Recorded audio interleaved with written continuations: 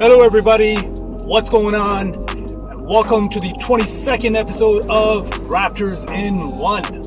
Well, it's about time I spoke about this. We're talking about Malice in Palace Part 2, or Rumble in the Palace, whatever you want to call it. So without any further ado, let's get it. In the red corner, we have Isiah Stewart from Detroit Pistons. And in the blue corner, we have LeBron James from the Los Angeles Lakers. So, that's right guys, if you've guessed it already, today's topic is going to be about the scuffle that happened between Isiah Stewart and LeBron James in a game that involved Detroit Pistons and Los Angeles Lakers.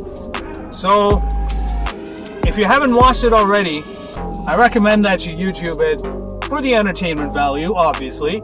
You know, bust out the popcorn, enjoy what you see, but I have to say, I did not like the unsportsmanlike conduct of these players. And as I say that, I'm going to give you my thoughts after discussing what I've seen and read already online.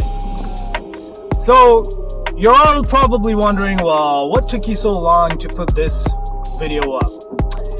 Well, I didn't want to put my thoughts just yet until I got all my facts straight about this incident. Now, I think it's been a while, it's been long enough, and I figured, let's just put in a reaction video. Here are my thoughts on this.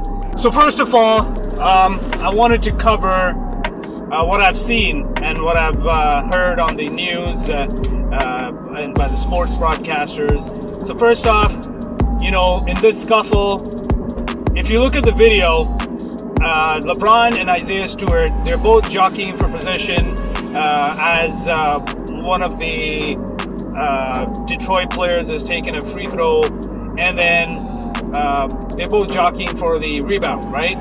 Now, just to put it in context, you have Isiah Stewart, he's a big boy. You have LeBron James, he's also a big boy. And then you have DeAndre Jordan as well. So we got three big boys jockeying for position to get that rebound. Possible rebound, right? Now, DeAndre Jordan, of course, he has Isiah Stewart blocked out. Isiah is trying to fight and get that rebound, fight for position. But LeBron is also doing the same. Now with LeBron, essentially Isiah is almost like leaning on him, and LeBron just kind of, he wants to shed off this big boy, right? So he kind of jerks his elbow and shoulder, and in the process, he strikes Isiah with his backhand on his eye or orbital bone area. Now, as that happens, of course, you know, play stops, and to LeBron's credit, he did kind of like look back at him and was like, hey, my bad, alright? Of course, and then the next thing you see is they're both being held by their respective teammates and staff, and then, you know, at first, again, this is what I saw, and I've seen this clip like 7 or 8 times, just trying to figure out what actually happened. So when I saw they're both being held by their staff and respective, you know, teammates, I see at first Isiah Stewart, he's kind of dazed, you know, maybe still trying to process what just happened, and you see LeBron is trying to tell him something, and at first it seems like Isiah's alright, and then all of a sudden he just kind of loses it, and he's trying to lunge at LeBron, like he's trying to punch him, essentially. And after that, it was a lot of everybody trying to stop Isiah Stewart, and Isiah Stewart is just running over people, trying to get in a strike at LeBron. You know, Anthony Davis was trying to stop him. Westbrook, I could see, you know, he kind of had his hands up, like ready to fight or something. Mr. MMA over here. Like, I did happen to see Westbrook's post-game interview and what the decision of his when he found out that he was being fined, and he was kind of like that not fined, but he found out that he was being that he was charged technical, and he was like, whoa, me? What did I do? Blah blah. Oh, it's just everybody's just targeting me because I'm Russell Westbrook, this and that. And I'm like, no, bro, we know what you did. You know what you did. Don't even pretend that you were not deserving of that technical. You did nothing to de-escalate that situation. You did everything to escalate and agitate Isiah Stewart. All right? And you got a tech for that. Be thankful that's all you got. Now, the sanctions that were placed on LeBron James and Isiah Stewart is that LeBron James was suspended for 1 game. And that is going to cost him $245,000. It seems like a lot, guys. It seems like a lot to us, but to him it's probably like $24. And then Isiah Stewart is being suspended for 2 games, and he's going to lose about $45,000. You got to understand how much. Look at the difference between how much both of them make, and so compared to that, how much they're losing. Again, for LeBron, it's like like I said, it's like $24. And for Isiah Stewart, losing $45,000, I wouldn't be surprised if it was like losing, $45,000. It's substantial for him. Having said that, again, I thought that the sanctions that were placed on both of them were fair. They were fair. I think this is one of those rare good calls that the NBA and the commissioner have made of late. I'm not even going to talk about the officiating and the foul calls that they do, but this one, they handled this situation. I thought it was fair. Some of the reactions that I've seen, I saw like a little segment of the NBA on TNT with Shaq, and with Shaq, I think Charles Barkley was there, or was it Jamal Crawford? Man, I see so many of these videos, I kind of tend to forget who was involved. For some reason, I feel like it was Jamal Crawford. So it was Shaq, Jamal Crawford, Kenny, and Ernie. So, like, these guys, they're talking about this incident, and Shaq, obviously being a big guy himself, he was like, you know what LeBron did, yes, I think it was a fair fine that he got, but at the same time, I think the way Stewart reacted, yes, it was a fair fine for him too, but I feel like it was warranted, and that he should have reacted that way. And then, of course, there was a little debate between Ernie and Kenny, and a little bit Crawford. Crawford was kind of seeing like the middleman, seeing both sides of the coin. And then the next thing I kind of watched was the show that Stephen A. does. I think it's the First Take. So Stephen A. had some lady, I'm sorry, I forget her name, and JJ Redick was on that too. And now they're trying to investigate what happened and how it went down, and if the fines were fair, and if what happened should have happened. So obviously JJ and I was along the same wavelength as JJ when JJ said that LeBron 100% instigated it, and he was like, but he was saying that he instigated it in a way because of what he did, how he tried to shed Isiah Stewart while jockeying for the rebound. Now, of course, he said he did not intend to hit Isiah or for that hit to turn out to be the way it did. Now I'm going to tell you guys what I think, what I saw. And I'm going to be giving Steve Javi a run for his money. Hey, just kidding. No, he's a professional. So, based on what I saw, it's clear. You have people, you have two big boys, you have three big boys jockeying for the rebound, and this kind of physicality is expected. Having said that, I think LeBron was being a little excessive when he was trying to shed Isiah Stewart. Now, I want everyone to understand something, and I'm going to go back to my previous video when I was covering the fight between Nikola Jokic and Markieff Morris. Man, honestly, it seems like these NBA guys watch a lot of UFC or something, because there have been a lot of fights lately, and we need to calm down. This is not UFC, this is NBA. Let's keep it at the sports level, guys. So anyway, I digress. So coming back,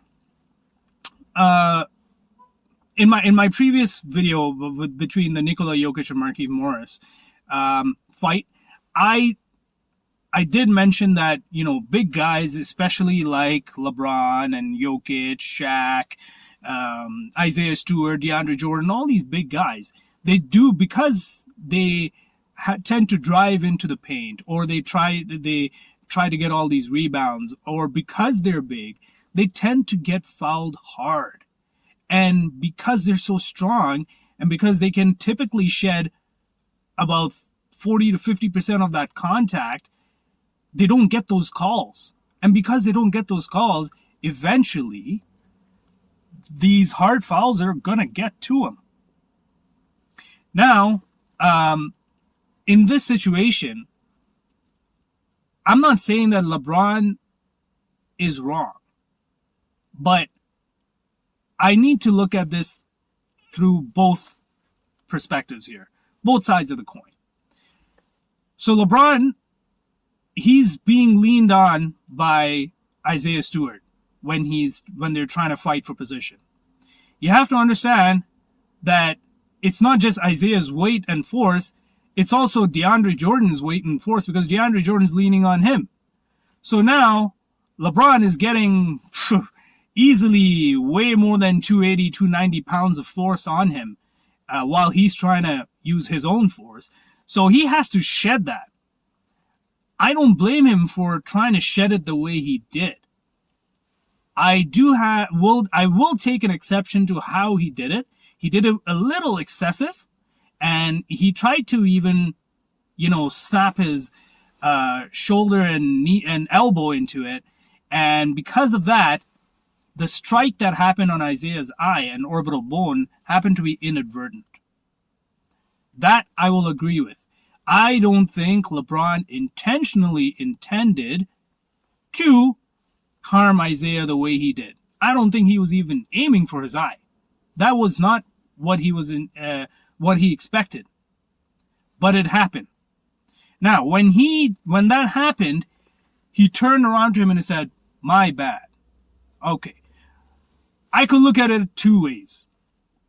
Now, Dwayne Casey, as well as Anthony Davis and quite a few other players around the league, have endorsed for LeBron, saying that LeBron is not a dirty player. But LeBron is a veteran, my friends. He is a 19-year veteran. You don't think he's learned a trick or two? I'm not saying he was being dirty on purpose. No, I'm saying that was inadvertent. He did not mean to make him bleed. But I don't think he was necessarily sorry for how he shed him off.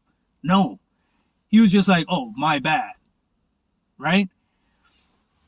So if you were in Isiah Stewart's position and you had that kind of an injury to you and you're dazed, and somebody is just like, "Oh, my bad," you might take exception to it, because it's kind of like they're saying, I might as well elbow the guy in the nuts and say, "Oh, my bad," and just walk away. No, if you really are concerned about that person, you're going to be like, "Hey man, I'm sorry man, my bad. You okay? You all right?" Check in on him. But no, he was just like, he just turned around and was like, "My bad." So yeah, anyway, that's whatever. I think and then of course I agree with what happened, with what JJ Redick said, what Jamal Crawford said, Oh, and I forgot one other important person in the NBA on TNT segment, Mr. Reggie Miller. And what Reggie Miller said. They all said that once Isiah tasted the blood, he went red. Literally went red. And that's when he just lost it. I agree with that. However, there's that one little piece that nobody has analyzed yet. And that one little piece keeps bothering me. Maybe I'm looking into it too much. Maybe I'm trying to see something that isn't there.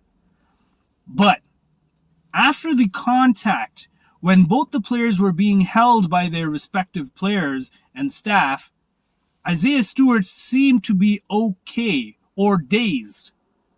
But he did not do or react to any which way possible. However, LeBron kept saying something. He was jawing something at him. Is it just me, or is it possible that LeBron was maybe trash talking to him? I don't know, guys. What do you guys think? Let me know in the comment section. What do you guys think? Was he trash talking, and is that one of the main reasons why Isiah Stewart reacted the way he did? Or was it just the blood? I don't know. Anyway, now on to Isiah Stewart and his reaction. You know, if this was the street, I would be like, I get it. It happens. You have to go red like that. Like, you know, somebody hits you like that. Yeah. You know, you're going to be pissed off. Now, having said that, even on the court, was that reaction warranted? Yes. It's a human reaction. When somebody hits you in the face, you're not going to be like, oh, it's all good. Or you're not going to be like, I'm just bleeding a little bit. It's all right. You know, whatever. We homies still. No. Somebody hits you, man. That's a threat. Even if it was unintentional, it's still a threat. You will still you're not going to be in your right state of mind initially. And that's why I feel like how Isiah initially reacted was fine. However, how after he was being held by his players, by his teammates, by his staff, the staff is trying to talk him through. The head coach, even Casey, was in there trying to calm him down, trying to talk to him, be like, hey, let it go. It's all right. It's all right. It seems like momentarily he's okay, and he fakes going towards the bench, but then he's trying to bypass everybody, running him over, trying to get at LeBron again. And I'm like, from that point on, everything that Isiah Stewart was trying to do was wrong. Everything that he was trying to do. It was not only unsportsmanlike conduct, it was also unprofessional. I get it. It's your second year in the league. But it's your second year in the league. You're not even a rookie. You know how things are run. You are 20 years old. You're an adult. You gotta conduct yourself that way. I'm not saying that you shouldn't have reacted like that to begin with. It's normal. We will react like that to begin with. But once you're being held back, once you're being talked by your coach, you have to realize where you're at. You're in the basketball court. You have cameras, you have media watching every move of yours. You cannot be reacting the way you are. You gotta be professional. But again, like, I guess everybody has their own level of control, their own level of reasoning.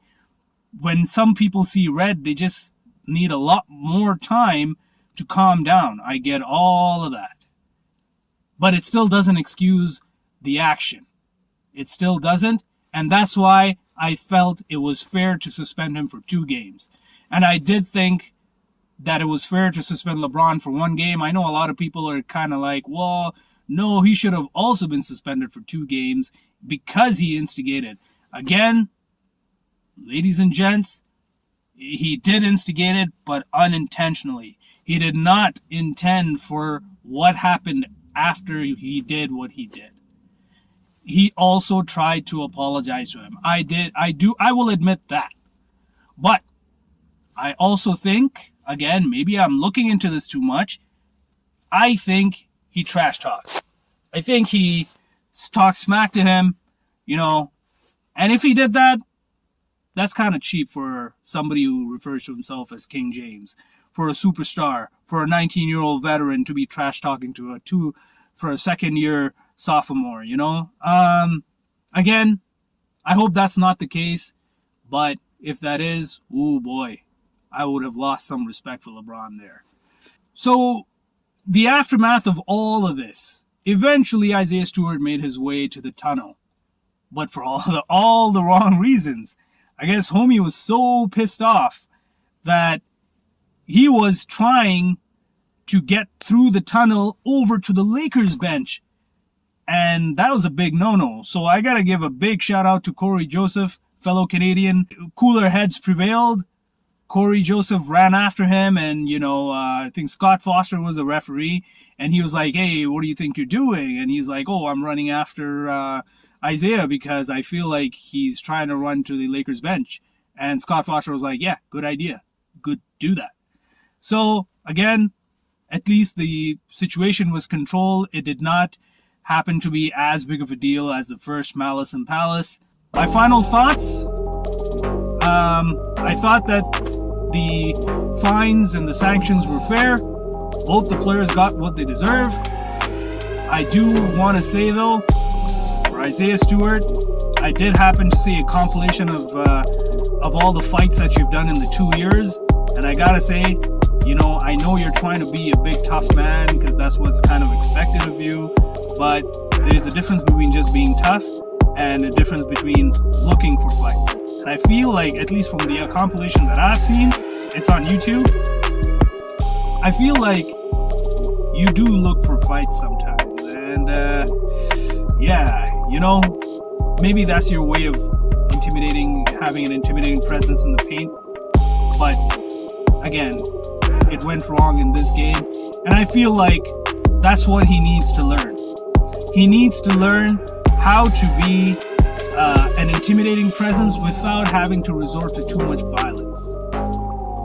And again, this is not MMA, this is NBA. Isaiah Stewart, young blood, he's still young, and the blood boils in the young blood. He needs to learn how to calm down. Maybe, do some yoga on the side, maybe do some martial arts to try and focus that negative energy into something positive. Because again, self-restraint is a lot tougher than just letting loose. And if you can practice self-restraint, you will have reached a very elite level. So that's it for me, guys. If you like my content, comment, give a thumbs up, and even subscribe. I'm gonna have some more interesting videos, and of course I always like to do my post-game analysis. So if you enjoy all that, subscribe to my video, and I will thank my subscribers who've subscribed to my channel already. And that's it from me, guys. Until next time, I'm out.